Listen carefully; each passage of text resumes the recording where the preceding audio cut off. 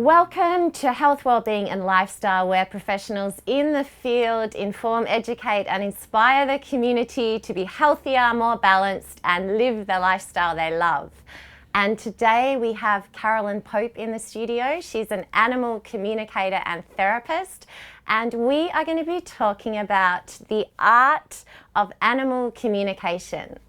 Welcome, Carolyn. Thank you. It's lovely to be here. Yeah, it's lovely to have you. Now, can anybody communicate with animals? Absolutely. We are all born with the ability to communicate. Communication is telepathics. Tele is distance, pathics is feeling. So essentially it's feeling over a distance. We're all born with the ability. A mother takes her baby into the hospital and says there's something wrong with my baby. The doctors and nurses always listen because most of the time there is. Identical twins, one just knowing what the other's doing, that's been documented throughout history. It's all telepathics. But of course, from the baby's perspective, unless it's actually dying, telepathics really don't get validated. Then the child says its first word, mom or dad or whatever. Everyone makes a fuss. So the child learns verbalizing gets my needs met, telepathics not so much. Then they get that bit older and they might say the pony's got a stomach ache or the dog's got a headache. And often parents will either punish the child for lying or make fun of them. Don't be silly, horses can't talk.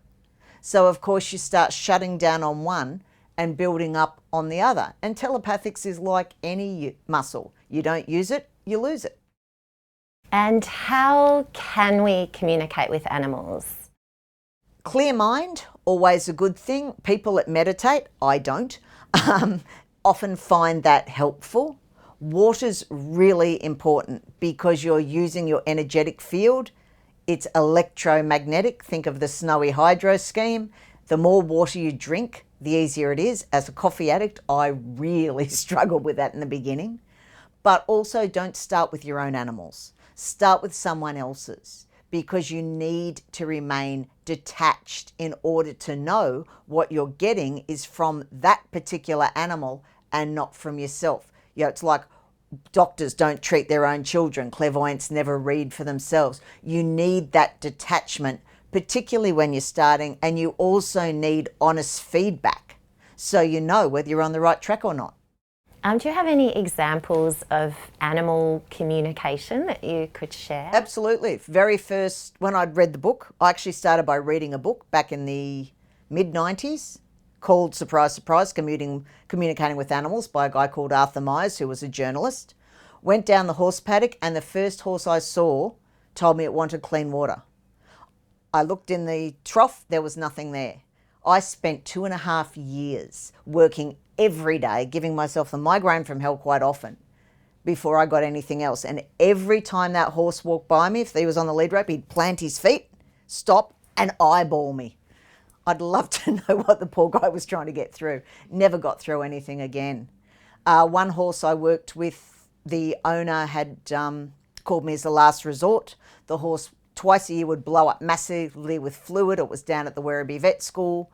It actually had to have a tracheotomy to keep breathing. That's how much fluid we're talking. They were feeding it bananas by the dozen because they were having to give it so much Frutix or furosemide diuretics to get rid of the fluid that it was losing all its potassium.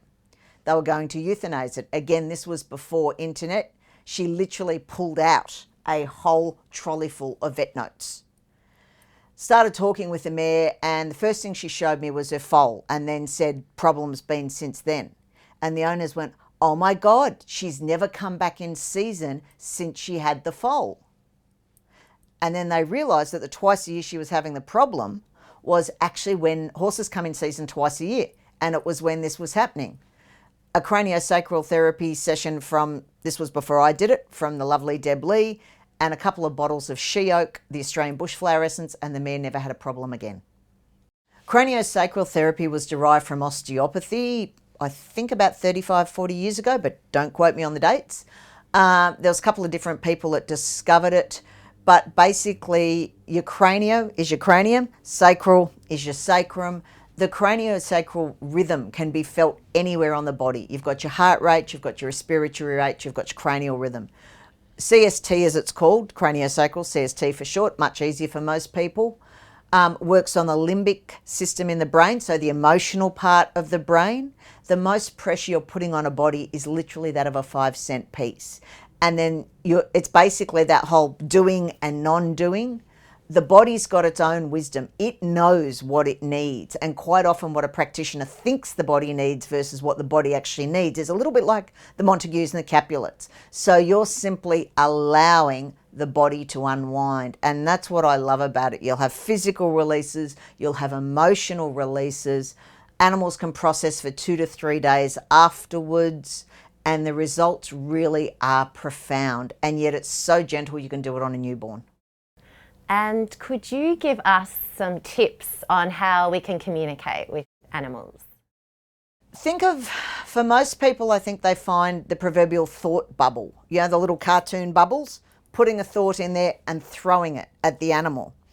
And whatever you get back first, that very instantaneous, that's communication. Quite often when I'm talking with an animal, the owner will get as far as, did he, do they? I've already got the answer, yes or no, because a thought is instantaneous. Trying to put words to something, particularly if it's an important concept, can take you a second or two. And of course, the thoughts being so instantaneous, it's trust your gut. That's the biggest thing. And whatever comes into your mind first, don't try and do the logical right brain versus left brain argument. You only wind up with a headache. Trust that gut. Whatever you get instantaneously and first is right. Every time. Carolyn, thank you so much for joining us. That was fascinating. If you want more information on Carolyn Pope and the art of animal communication, head to her webpage on our website, healthwellbeingandlifestyle.com.au. Stay with us after the break, another interesting guest with an exciting topic. Stay tuned. After the break, breathwork expert and life coach Christine Hart-Savage will be talking about overcoming anxiety.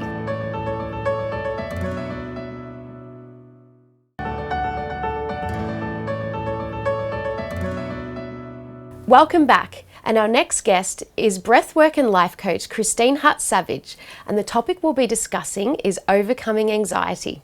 Welcome, Christine.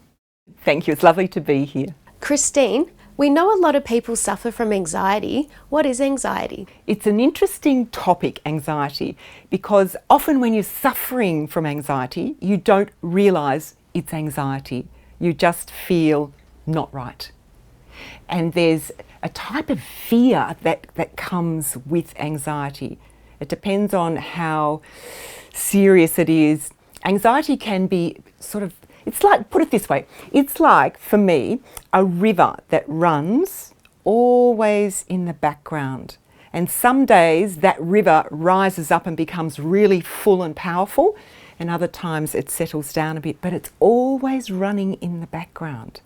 It's always this level of discomfort. And in that discomfort is fear, like there's a fear. And when it's really strong, it's terror, it's dread. And that's when I used to think, oh my God, I'd rather die than be experiencing this. It's quite strong. It's a horrible thing, anxiety. It's horrible. So if anyone's really out there suffering from this, there are things you can do. But you know, I think, Megan, the thing that is great these days is there is help out there. There's help everywhere for anxiety, like it's recognised. But when I was first suffering from it, it wasn't recognised. You hid it. It was something that if you were stressed, that was fine. You could have stress. But if you were anxious, you couldn't tell anybody because it was taboo, anxiety.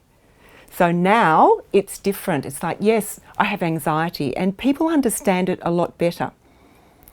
But the symptoms that I had were this feeling of, if you imagine a whole group of butterflies or moths, it's probably more like moths than butterflies, and they're all flapping together and they're all banging into each other in your solar plexus, like your stomach area. And then this fear starts to take you over. And then you start to have thoughts of dread, fearful thoughts, worry thoughts, and you just feel yourself contracting in, and it's really powerful, and it literally takes you over, completely takes you over. The way you describe it, it sounds like you've experienced it yourself. Most definitely. I've had really chronic anxiety in my life, and that's what took me into the pathway that I work in. It was through this anxiety, and it can be so incredibly strong that you can start to have panic attacks. And a lot of people do have panic attacks, and mine became so severe that, I don't know if you know the term tetany, but tetany is where your body freezes up, and I would end up laying on the floor going, not able to breathe, and just like I was completely paralysed by the fear of anxiety. And of course, it's a catch-22, because then when I was thinking I was going to do something that brought anxiety to me, or I felt anxiety, like public speaking, I would never in a million years have thought I would be public speaking like I do these days. I couldn't speak up. I couldn't find my voice. So if I had to do something that put me in a situation where I felt fear, then I would have terror of having a panic attack, and that would create the panic attack. So it's a catch-22. You have this panic about panicking, and on it goes. And it's something that is there 24/7, like every single day. It's a horrible thing. I can laugh about it now, but it is a very serious condition, and it can stop people from doing anything. You know, it can keep you at home, too scared to step outside and live your life. And the dreams that we have, that we want to achieve in our lives, it can stop you from even taking one step towards that dream because you freeze up. I can't do this, I can't do this. Maybe people will laugh at me, maybe I'll make a fool of myself. And we can get through that, where these days I think if I make a fool of myself, oh well, it doesn't matter. But I've been on a real journey with this, with anxiety. Christine, is there anything you would recommend for our viewers to take away from this? Oh, yes. Firstly, when you're feeling anxious, just take a step back. And again, my favourite thing, the anchor is your breath. Through the nose, always through the nose, in through the nose, out through the nose. Settle yourself. Give yourself permission to step back and just slow down. And it's probably a hard thing to do for people when you're in anxiety, but really look at the thought processes you're going through as well, because your thoughts will be going nuts. They will be telling you every negative thing that could happen. So we need to, when we put it this way, when we breathe, we can slow the thought processes down as well. So again, one of the biggest things I did for anxiety was learn to meditate. And that slows everything down.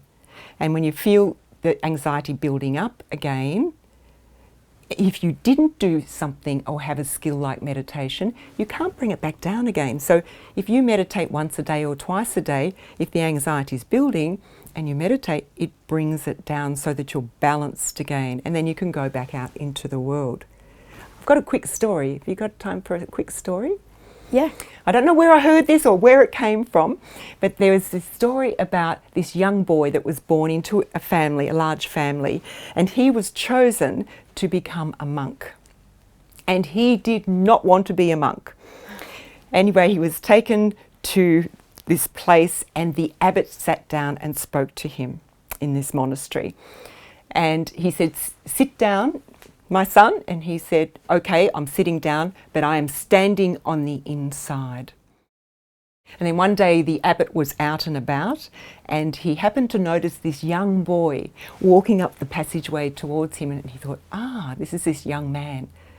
And he stopped and he spoke to him, and he said, "I see you are standing on the outside, but now you are sitting on the inside." That is what meditation can do for you. That's what it's done for me. That's why I love to teach people meditation. What a fantastic story, Christine. If you'd like to know more about overcoming anxiety and Christine Hart-Savage, go to her webpage on our website, healthwellbeingandlifestyle.com.au. And after the break, we'll have another interesting guest with another interesting topic. Stay tuned. After the break, naturopath, lecturer and author Michèle Wolff will be talking about, are bloating and irritable bowel syndrome curable?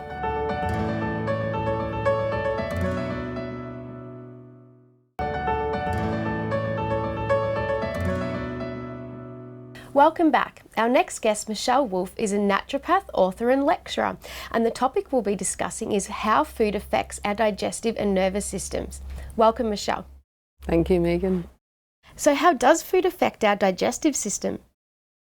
Food can have a big impact on our digestion because it's going straight into our digestive system.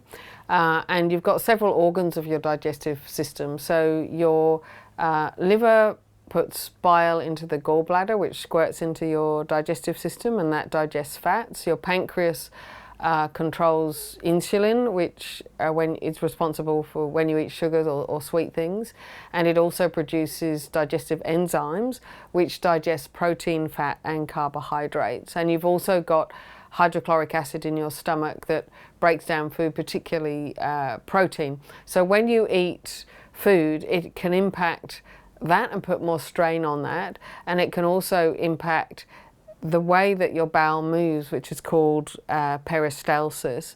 So for example, if you eat too much sugar, you'll put a lot of pressure on your pancreas with the insulin production. So if that goes on and you have too much sugar, you can be at risk for diabetes, for example.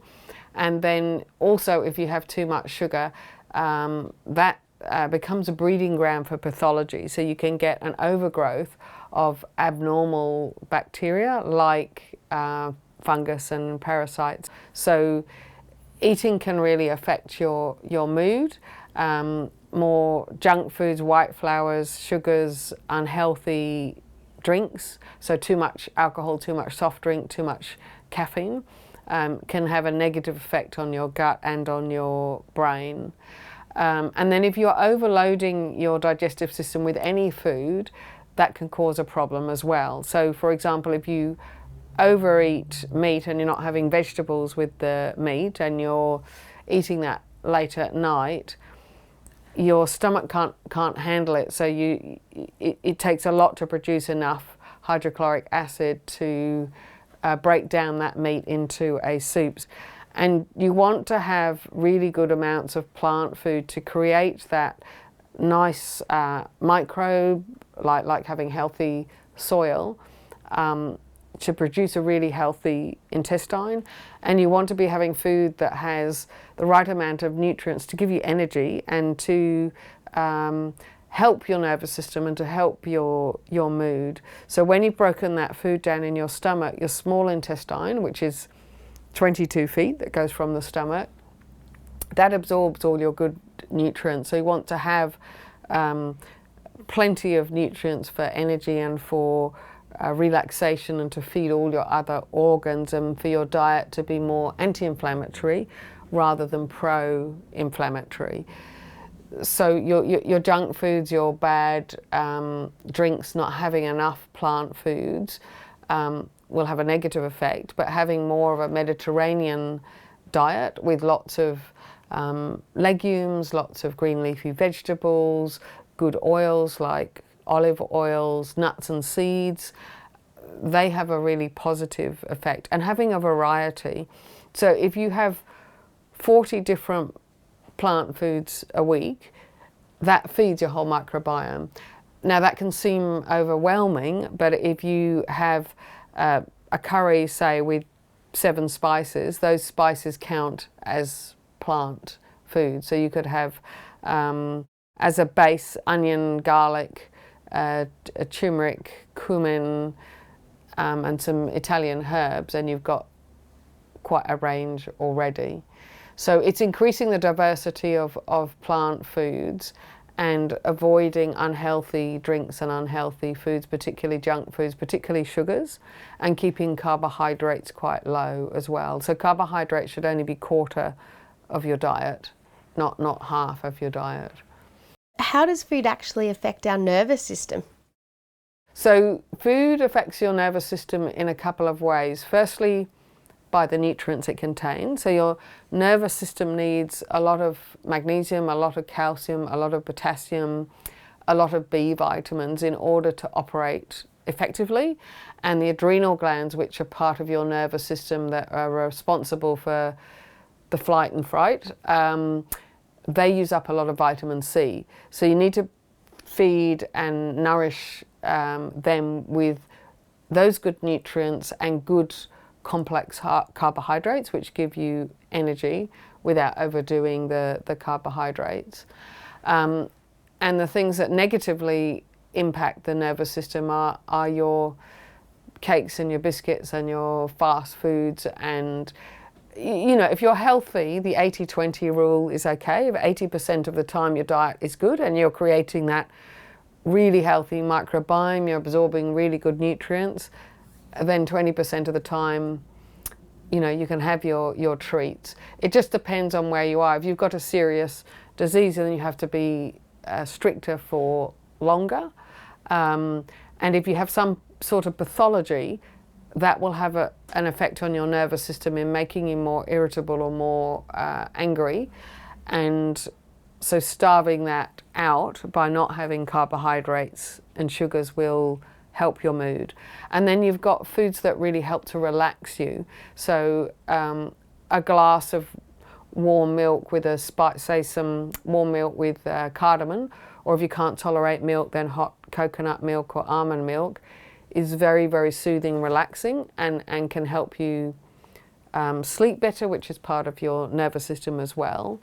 And then you've got foods that spice the nervous system up a bit. So a little bit of dark chocolate has something called theothrombin in it, which is a little bit like caffeine, so that will make you very alert. But if you overdo the dark chocolate, you'll get anxiety and you'll be too hyperactive.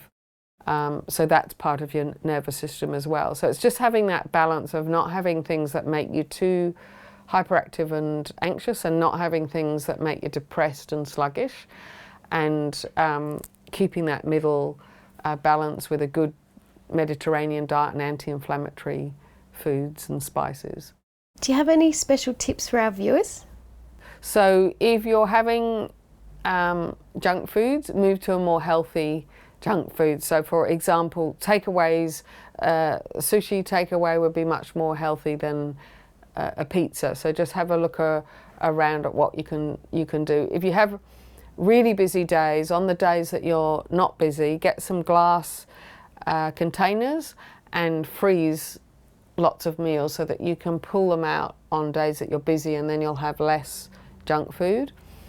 Avoid having things in the house that are unhealthy. So, you know, you don't have to have chocolates and biscuits and cakes in the house unless you're having a particular visitor that day, but it's not healthy for your family either. And they can go out and get them when they want a treat rather than having that temptation there, and instead have an abundance of fruit and vegetables in your pantry and in your fridge and on your kitchen bench, so that they are healthy snacks. Nuts and seeds are healthy snacks as well. That's such good information, Michèle. Thank you. If you'd like to know more about how food affects our digestive system and our nervous system and Michèle Wolff, please go to her webpage on our website, healthwellbeingandlifestyle.com.au. And we'll say bye-bye for now, and we'll see you next time. If you'd like to know more about our show, please like our Facebook page and subscribe to our YouTube channel.